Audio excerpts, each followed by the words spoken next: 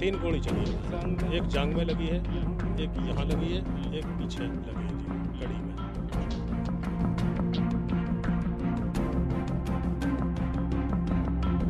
क्योंकि हमारा बच्चा मरने के करीब पहुंचा दिया उन्होंने, दूसरा बच्चा उसको भी मारने के करीब धमकियां मिल रही।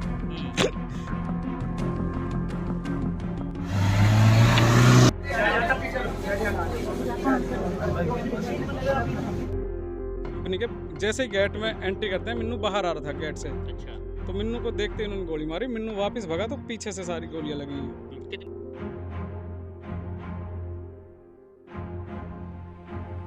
क्योंकि उसके बाद भी उसने कॉल किए, ईसा ने शहनाज के पास, शहनाज हमारा चाचा का लड़का है, उसके पास कॉल करके ये कि मिन्नू तो शायद मर गया होगा, अब असलीम और 13 नंबर है।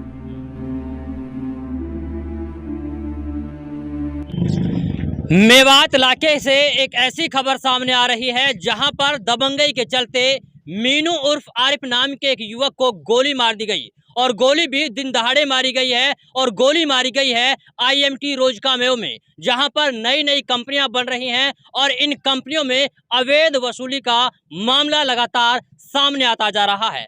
अब इसी अवैध वसूली को लेकर के जब वहां के ठेकेदारों ने उन दबंगों से मना किया तो उसके बाद उन्होंने गुस्से की तेज में आकर के दिन दहाड़े मीनू उर्फ आरिफ नाम के एक युवक को गोली मार दी, जिसके बाद वो बुरी तरीके से जख्मी हो गया है और अब उसका इलाज नल्हड़ हॉस्पिटल में चल रहा है, जहां पर वो गंभीर हालत में एडमिट है। वहीं आपकी जानकारी बता दें कि इस पूरे मामले को पुलिस प्रशासन की संज्ञान में लाया गया, जब पहले वो करीब 24-25 तारीख में धमकी देने के लिए IMT मानेसर जो रोजकामेव की कंपनी है वहां पर जब लोग आए तो इन लोगों ने पुलिस प्रशासन को शिकायत दी। उसके बावजूद जो दबंग लोग हैं उनके हौसले लगातार बढ़ते गए, ना कि कम हुए। और आज एक ऐसा वक्त आया जब दिन दहाड़े मीनू उर्फ आरिफ नाम के युवक को गोली मार दी गई। खैर, पूरा मामला क्या है उसे समझने के लिए सीधा बात करते हैं पीड़ित के परिवार से और जानेंगे कि आखिरकार ऐसी क्या नौबत आई जिसकी वजह से दिन दहाड़े गोली चली और उसके बाद आरिफ नाम के युवक को गोली मार दी गई। किसने मारी है गोली, कौन है वो लोग और किस बात को लेकर के इस पूरी वारदात को अंजाम दिया गया, वो जानने की कोशिश करते हैं। जी, क्या नाम है आपका? पहलू खान है जी मेरा नाम। कौन सा गांव है? मेरा गांव कमरसी का है। आरिफ मिन्नू मेरा छोटा भाई है जी। क्या मामला था, किस बात को लेकर के गोली मारी गई ये है? जनाब मामला ये था कि हमारे यहाँ IMT नई फैक्ट्री आई है, जी। ये चाइनीज जिसको बना रहे हैं, एयरटेल। तो इसमें हमारे पहले 9 गांवों की पंचायत हुई, उसमें एयरटेल वालों ने कहा भाई हम एक आदमी को काम देंगे। ठीक है। एक आदमी हमने अपने गांव से आगे कर दिया, असलीम नाम का लड़का। असलीम के लिए वो काम दे रहा, मिन्नू उसके साथ काम करता है। अभी हमारे यहाँ 9 गांवों के आदमी लोकल में ज़्यादा काम कर रहे हैं। जी। तो यहाँ पर आज से 10 दिन पहले की बात है, 10 दिन में ईसा नाम का बदमाश है जो ये इनको टेलीफोनों पे धमकी देता रहा, भाई मैं आऊँगा, भाई वहाँ मुझे वो चाहिए, मंथली चाहिए, या तो नहीं तो मैं तुम्हें मार दूंगा। तो इसी तरह से बात चल रही थी। उन्होंने हमसे भी कहा था, मैंने भी गाँव में 1-2 आदमियों से कहा था कि भाई ऐसे ऐसे बात है। तो उन्होंने कहा कि भाई कोई ना, ईसा घासेड़ा गाँव का, भाई उनसे बोल देंगे, ऐसी बात नहीं, कोई हम कमरसी का ईसा घासेड़ा तो कोई वो थोड़ी अलग है। तो जनाब उसने क्या काम करा, उसने परसों वो करीब 150 लड़कों को लेके आया और कम से कम 10 गाड़ियों में 10-15 गाड़ी थी। तो उन्होंने आके नहीं सूदे सट वहाँ आके नहीं बात करी, भाई तुम पैसे दे रहे हो नहीं दे रहे हो। उन्होंने कहा भाई हम किस बात के पैसे दे दो, तू कोई बाहर का आदमी है कि हम बाहर के हैं, हम तो नहीं देंगे तुझे। तो अगर ना दो पैसा तो भाई तुम आप उसके लिए तैयार रहना अंजाम के लिए। तो उन्होंने क्या काम करा, जब इन्होंने पुलिस को फ़ोन कर दिया था, पुलिस मौके पर पहुंच गई थी। पुलिस जब मौके पर पहुंच गई तो पुलिस ने जैसा ऐसे गुंडों के साथ रवैया करना चाहिए तो पुलिस ने कोई रवैया नहीं दिखाया उनको। पुलिस प्रशासन का एक्शन ठीक नहीं था? ठीक नहीं था उस टाइम कोई ठीक नहीं था। तो उन्होंने वो उनसे बातचीत करके वो वहाँ से चले गए। तो अब कल फिर उन्होंने धमकी दी है, भाई हमें 2 आदमियों की लाश चाहिए, असलीम और मिन्नू की। चेतावनी मार के गोली मारी गई? बिल्कुल। तो इन्होंने कहा भाई यहाँ कौन आएगा, ऐसे थोड़ी है, भाई हम कोई बाहर का आदमी है। लेकिन उन लोगों ने अपनी दबंगई के चलते कुछ हमारे और पास के गाँव के भी लड़के हैं जो उन्होंने ले रखे हैं साथ। आते ही 10:20 के लगभग आए थे जी। वो मिन्नू फैक्ट्री पर आया था काम देखने के लिए। उन्होंने तो घात लगा के पहले ही बैठे थे। 3-4 गाड़ी थी उनके साथ। i20 गाड़ी में आए थे वो आगे, बाकी क्रेटा या स्कॉर्पियो पीछे खड़ी थी। तो उन्होंने तो आते ही कुछ पूछा नहीं, ए इस तरीके से धमकी देके उन्होंने तुरंत गोली मार दी। तो गोली मार दी जी आरिफ को। जी। तो एक जो उसमें एक ड्राइवर है, उसका अकरम नाम है, वो भी घायल हुआ है जो उसी में। तो 2-3 गोली दी है मेरे हिसाब से उन्होंने। 2-3 गोली मारी। 3 गोली चली है। एक है, जांग में लगी है, एक यहाँ पीछे लगी है, हम्म। एक पीछे लगी है जी कड़ी में। अच्छा। तो मेरी जनाब से यार जब आपके माध्यम से प्रशासन इनके खिलाफ सख्त कार्रवाई करे और इसको अपने उसमें ना ले ढीले हाथ से। नहीं तो ऐसे दबंगई यहाँ तो बाहर की कंपनियां इसको तोड़ रहा आएगा जी। यहाँ तो लोगों के रोजगार छूट जाएंगे। तो इनके साथ सख्त से सख्त कार्रवाई करी जाए। अच्छा, अब कैसी स्थिति है जिनको गोली लगी है? वो सीरियस है जी। सीरियस कंडीशन हाँ, में है। वो सीरियस कंडीशन में उसको दिल्ली के लिए रेफर कर दिया गया है। उसको लेकर नहीं दिल्ली जा रहे हैं जी।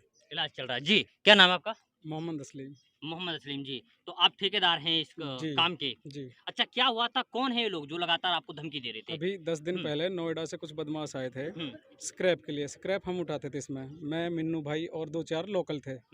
तो हमें नॉर्मली काम कर रहे थे। वो आने के बाद वो कहने लगे हम उठाएंगे। उनसे जैसे मामला रफा दफा हो गया, कंपनी जैसे काम देगी वो करेगा। कंपनी ने हमें रिटर्न में दे रखा था। ठीक है। उसके बाद वो चले गए। शाम को ईसा आता है 10-15 लोगों के साथ। वो कहता है कि भाई या तो मुझे काम दो तुम जितने तुम्हारे काम है, या 5 लाख रुपए मंथली दो। हमने मना कर दिया कि भाई हम नहीं देंगे, हम बाहर के थोड़ी ना, अगर यहाँ भी हम मंथली देंगे तो फिर कैसे चलेगा। तो उन्होंने कहा नहीं, हम तुम्हें यहाँ काम नहीं करने देंगे, या तो काम छोड़ो या फिर 5 लाख दो या मरो फिर। तो फिर वो 24 तारीख को आए थे। 24 तारीख को बाय रिटर्न में हमने कंप्लेंट दी थी 14-15 लड़कों ने। उसके बाद उसने फ़ोन किया था मिन्नू को ही कि सोमवार को आ रहा हूँ मैं और तुम तैयार रहना। तो हमने पहले पुलिस को इन्फॉर्म कर दिया था, पुलिस आ गई थी। उसके बाद भी वो नहीं माने क्योंकि हमने मना कर रखा था। फिर मैं कल एसपी साहब से मिला था। एसपी साहब को मैंने सारी वीडियो फुटेज दिखाई थी। एसपी साहब ने आश्वासन दिया था लेकिन कोई कार्रवाई नहीं की कल से अब तक। उसके बाद सुबह मेरी बात हो रही थी मिन्नू से। मिन्नू कह रहा था मैं कंपनी जा रहा हूँ। मैंने कहा अभी रुक जा, मैं भी आ रहा हूँ, दोनों भाई एक साथ चलेंगे। उसके बाद 10 बज के कुछ मिनट पे मिन्नू को गोली मारी है उन्होंने। आज सुबह सुबह कंपनी के बाहर। कंपनी के जैसे ही गेट में एंट्री करते हैं, मिन्नू बाहर आ रहा था गेट से। अच्छा। तो मिन्नू को देखते ही उन्होंने गोली मारी। मिन्नू वापस भगा तो पीछे से सारी गोलियां लगी हैं। कितनी गोली लगी? कहाँ कहाँ गोली लगी उसके? कमर में लगी है, यहाँ गर्दन में लगी है और पैर में लगी है। अच्छा। उसके साथ जो आ रहे थे रमजान सरपंच के 2 लड़के हैं, दिलसाद और तामिल, और एक इखलास है खेड़ी का, और 2 हमारे गांव के हैं आसिफ और नईम, और घासेड़ा के हैं एक पदम सरपंच है जैंदापुर का। आज भी उसकी एक तामिल की गाड़ी थी क्रेटा, एक पदम सरपंच की थी ब्लैक स्कॉर्पियो, और एक i20 थी, एक स्विफ्ट थी। 4 गाड़ियाँ थी आज भी। अच्छा, मतलब गाड़ियों में भर भर कर आए हैं। हाँ। कितने लोग होंगे अंदाजा से? अंदाजे से कम 15-20 लोग तो आज भी होंगे। 15-20 आज थे लेकिन और पहले जब आए थे? परसों के में कम से कम 150-200 हैं। उसकी सारी सीसीटीवी फुटेज है। अच्छा। और पुलिस के सामने उनके सबके पास हथियार थे। अब क्या चाहते हैं आप लोग? हम चाहते हैं कि कड़ी से कड़ी कार्रवाई हो और हमें सुरक्षा दी जाए, क्योंकि कोई ना कोई आए दिन आता रहता है वहाँ पे। अभी भी आप लोगों को जान का खतरा बना हुआ है? बिल्कुल बना हुआ, क्योंकि उसके बाद भी उसने कॉल की है ईसा ने शहनाज के पास। शहनाज हमारा चाचा का लड़का है, उसके पास कॉल करके ही है कि मिन्नू तो शायद मर गया होगा, अब असलीम और 13 नंबर है। अच्छा, गोली मारने के बाद फिर गोली मारने के बाद 10:49 पे फिर धमकी एसएचओ को हमने ये चीज़ नोट भी कराई है। चलिए, ये हैं असलीम जी जो कि ठेकेदारी का काम वहाँ कर रहे हैं, और इनकी सरपरस्ती में रह करके मिन्नू उर्फ आरिफ वो भी काम कर रहे थे एजाज सहयोगी के तौर पर। लेकिन हुआ क्या कि जब मंथली देने से मना किया गया तो दिन दहाड़े आकर के गोली मार दी गई, और गोली भी 1-2 नहीं बल्कि 3-3 गोलियां लगी हैं। ये खुद यहाँ पर पीड़ित परिवार बता रहा है। जी चाचा, क्या नाम है? मेरा नाम खूबी खां है। खूबी खां जी। अच्छा, क्या मामला है? अब आप लोग क्या चाहते हैं? हम ये चाहते हैं कि न्याय मिले, हम प्रशासन ऐसे गुंडों को जल्द से जल्द सजा मिले, क्योंकि हमारा बच्चा मरने के करीब पहुंचा दिया उन्हें। दूसरा बच्चा है उसको भी मारने के करीब, धमकियां मिल रही। इसलिए आपसे अर्ज है कि आपके माध्यम से सरकार तक ये बात पहुंचे और इन पे सख्त से सख्त कार्रवाई हो, यानी कि इनको ऐसी सजा मिले ताकि और लोगों को इसकी हिदायत मिले। अच्छा, कितनी गोली मारी है? उस बच्चे को इन्होंने 3 गोली मारी है, आसमान में भी गोली चलाई है, फायरिंग करी है, और मतलब इनका बहुत बड़ा प्लान है। हम्म, ये चाहते हैं कि यहाँ ना कोई फैक्ट्री आए, हम्म, ना यहाँ लोग रोजगार करें, हम्म। और जो भी काम करे हमें बस पैसा दे, हमें इनका पैसा सिक्का चाहिए, चलना चाहिए। सिक्का चलना चाहिए। हम्म, इसलिए आपसे ये अर्ज है हम्म। कि सरकार तक इस बात को पहुंचाया जाए हम्म। और जल्द से जल्द इस पे जितनी सख्त से सख्त कार्रवाई हो। हम्म। जो लोग इनको शरण दे रहे हैं, हम्म। अदर गांवों के भी हैं लोग, उन सबको बहुत जल्द गिरफ्तार किया जाए।